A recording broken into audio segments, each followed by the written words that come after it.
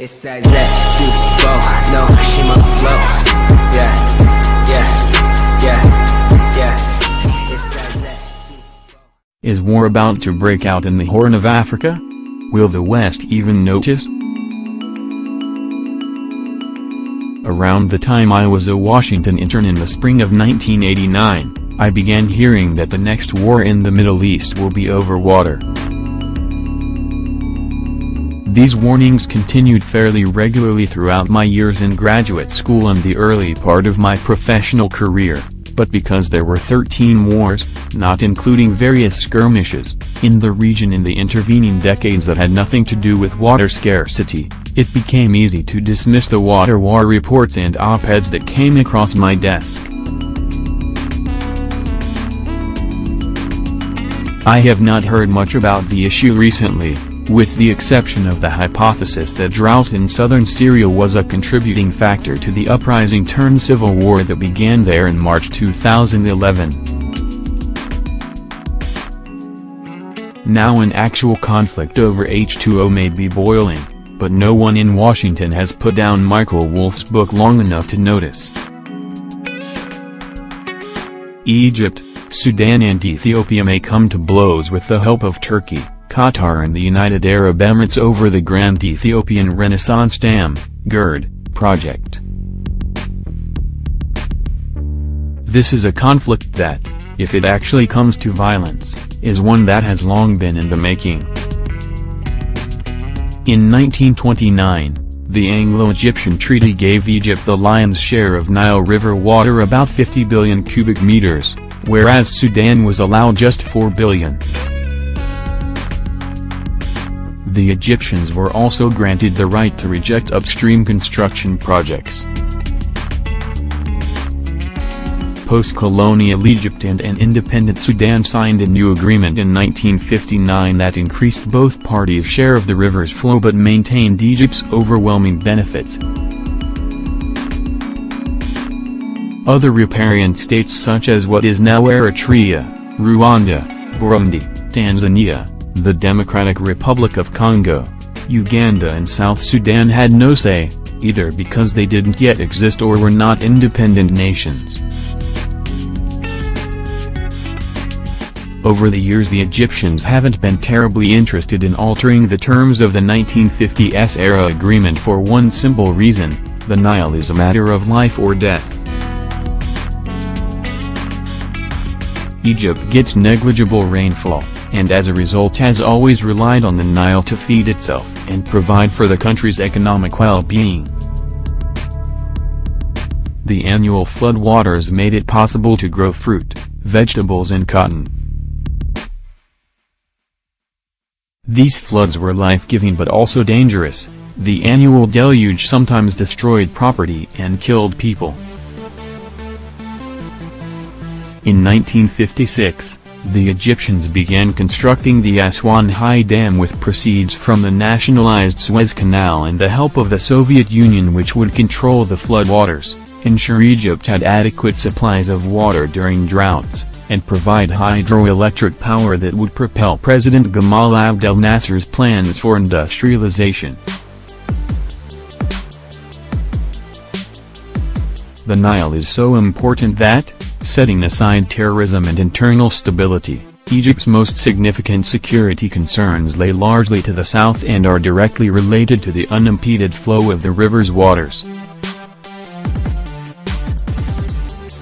At the same time, even though Sudan could often be a problematic neighbor, the idea that there might be a conflict over the Nile always seemed theoretical, until April 2011. That was when the Ethiopians began construction of the GERD project along the Blue Nile. Just as the Egyptians did in the 1950s with the Aswan High Dam project, Ethiopia's leaders regard their dam as a critical component of development. They, and officials from other riparian states, reject the argument that Egypt should continue to enjoy the largest share of water. That was always based on an Egyptian position that essentially amounts to "we are Egypt and you're not, you get rain and we don't."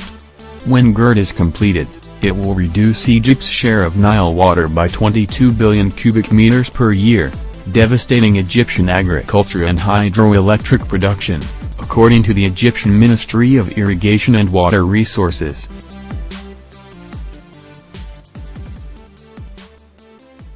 This is obviously of critical concern to Egypt's leaders, but they have not been able to reach a diplomatic solution to the problem. The country has been preoccupied with internal developments since the uprising in 2011 that pushed President Hosni Mubarak from power. In addition, the issue of the Ethiopian dam has been managed by the Ministry of Foreign Affairs, which is not as influential as it once was, especially in comparison to the Ministry of Defense and the General Intelligence Directorate. There was an effort to resolve the problem in 2015, with Sudan acting as a broker between Egypt and Ethiopia, but that failed. Now the Egyptians and Sudanese are engaged in a spat that has become caught up in regional rivalries, and threatens to become intertwined with Ethiopia and GERD. The Sudanese recently welcomed Turkish President Recep Tayyip Erdogan to Khartoum, where he signed a number of security cooperation agreements, including a provision to allow the Turks to administer Suakin Island, located at a strategic point in the Red Sea between Egypt, Sudan and Saudi Arabia. The island used to be home to an Ottoman naval base, and the Egyptians fear the Turks plan to renovate the island and establish a permanent military presence there. A few months earlier, Qatar also upgraded its security relations with Sudan.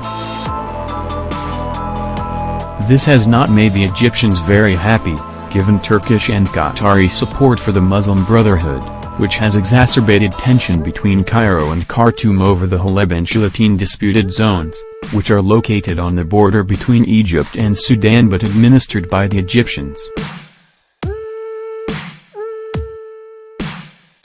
Now Sudan is mucking about in the sensitive issue of the Sanafur and Trin Islands, implying that Egypt did not have the right to transfer them to Saudi Arabia, which caused an outcry among many Egyptians because they may actually have been Sudanese in the first place.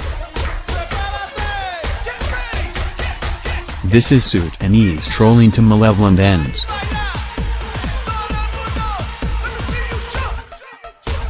In response to all this, the Egyptians deployed a helicopter carrier in the Red Sea and sent troops to an Emirati base in Eritrea.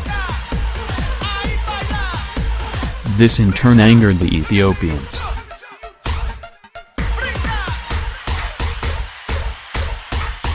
Eritrea seceded from Ethiopia in 1993 and the two countries fought a border war in the late 1990s that killed an estimated 80,000 people. In 2016 they briefly clashed again, killing hundreds more. In response to the presence of Egyptian troops in Eritrea, the Ethiopians not only rejected the Cairo proposal to cut Khartoum out of negotiations over GERD, but Ethiopian Prime Minister Haile Mariam Desalegn hosted the Sudanese defense minister and vowed to speed up dam construction. All the while the Sudanese deployed thousands of troops to its border with Eritrea. The Egyptians have both called on the World Bank to help resolve the impasse over Ethiopia's dam and vowed to protect Egypt's share of Nile waters. There is a certain amount of implicit bellicosity in this rhetoric, given that Egyptian leaders have openly threatened war in the recent past. But this is something they can ill afford, given the instability they face from an insurgency in the Sinai Peninsula and a terrorist threat in the Western Desert.